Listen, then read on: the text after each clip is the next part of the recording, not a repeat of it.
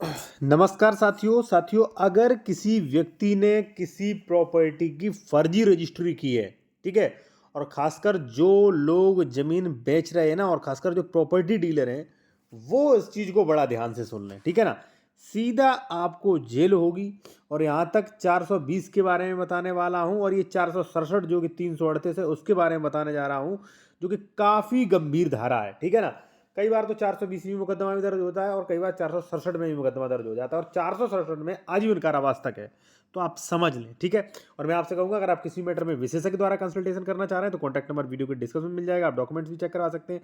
और जो junior advocate है, या मान लीजिए जो लोग कानून सीखने के इच्छुक हैं, तो भी ये कोड ड्राफ्टिंग नियम ई बुक ले सकते हैं। इसका स्क्रीनशॉट ले लीजिए, ये हमारा व्हाट्सएप नंबर दिया गया है।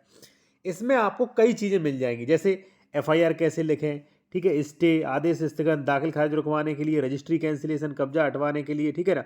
झूठी एफआईआर से नाम निकलवाने के लिए कौन सा केस किस न्यायालय में चलेगा, वसीयत, प्रोवेट, भरण पोषण, जमीन विवाद, 145 का नोटिस कैसे दें, सबका ड्राफ्टिंग और नियम। तो इसका स्क्रीनशॉट ले लें। अगर ये ई बुक लेना है तो आप ले सकते हैं, जो कि 100 पेज की लगभग होगी। इसमें काफ़ी चीज़ें आपको मिलेंगी, ठीक है? चलिए आते हैं सीधा अपने टॉपिक पर। देखिए, एक मैटर देखिए साथियों, कि किस तरीके से फर्जी जमीन बेच दी गई। देखिए, श्रीमान न्यायालय तहसीलदार, यहाँ पे देखिए जेवर, आदेश दिनांक ये, यहाँ पे आनंद बनाम इंतजार निरस्त किया जाता है। आदेश का अमल दरामद खतौनी पर इस आशा से किया जाता है कि विक्रेता द्वारा अपने अंश से अधिक विक्रय कर दिया, इसके पश्चात कोई स्वामित्व नहीं बचता है। रिजेक्ट हो गया।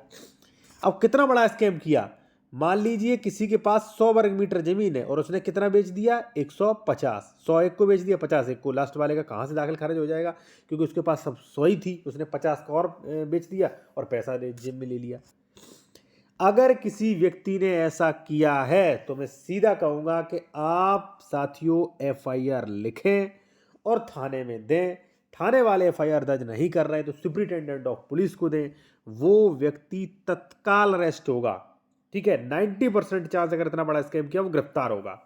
अब प्रॉपर्टी बेच रहे हैं तो क्या ध्यान रखें आप। देखिए साथियों, जिसको आप प्रॉपर्टी सेल आउट कर रहे हैं उससे कोई भी तथ्य मत छिपाना। आप, ऐसा नहीं है कि आप फर्जी प्रॉपर्टी बेच रहे हो, भाई पकड़े जाओगे, धरे जाओगे, और यहाँ तक कि हाईकोर्ट वगैरह कोर्ट जो है वो बहुत सख्त है 420 फोर्जरी पे, ठीक है ना? जमानत भी नहीं मिलती है। एक बार क्राइम में उसमें मिल जाएगी, लेकिन फोर्जरी वाले मामलों में वो काफ़ी जो है सख्त है।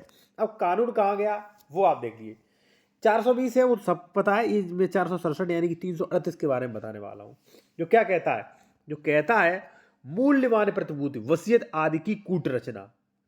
किसी मूल्यवान चीज की आप कूट रचना करके वहां पे वो कर रहे हो, तब ये धारा लगेगी। देखिए, जो कोई ऐसी दस्तावेज जिसका कोई मूल्यवान प्रतिभूति, ठीक है ना, या विल या पुत्र के दंतग्रहण का प्राधिकार होना तात्पर्य, तो जिसका किसी मूल्यवान प्रतिभूति की रचना या अंतरण माने ट्रांसफर, या उस पर मूलधन ब्याज लाभांश प्राप्त करने के लिए किसी धन या जंगम संपत्ति, संपत्ति भी आ जाती है इसमें, मूल्यवान प्रतिभूति को प्राप्त करने के लिए प्रदत्त करने का प्राधिकार होना तात्पर्य हो, या किसी दस्तावेज को किसी धन दिए जाने की अब स्वीकृत करने वाला निस्तारण पत्र, रसीद होना, किसी जगम संपत्ति की मूल्यवान प्रतिभूति के प्रदान के निस्तारण या रसीद होना, कूट रचना करेगा वह आजीवन कारावास या दोनों में से किसी भांति के कारावास जिसकी अवधि 10 वर्ष, देखिए, या तो आजीवन या 10 वर्ष से दंडित किया जाएगा।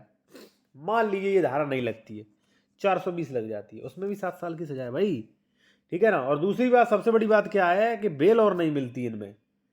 आपको मारपीट में और इनमें जल्दी बेल मिल जाएगी, लेकिन भाई 420 पे आजकल न्यायालय बहुत सख्त है। मेरे पास कई मैटर्स आए कि सर मुझे ये सलाह चाहिए, ये इस मैटर में क्या होगा, और उन लोगों से मैंने कहा भाई, जो सच है वो बताता हूँ, कि भाई आपकी जमानत नहीं होगी इसमें, और वो बेचारे जब गए तो जमानत उनकी हुई नहीं, वहीं अरेस्ट हो गए और वहीं जेल में चले गए, ठीक है ना? तो भाई अगर आप प्रॉपर्टी बेच रहे हैं तो ध्यान दें, जिसको बेचा उसका कब्जा दिलाएं, उसका दाखिल खारिज करवाएं। ऐसा नहीं कि आपने प्रॉपर्टी बेच दी, अब वो बेचारा कब्जा ही नहीं ले पा रहा है।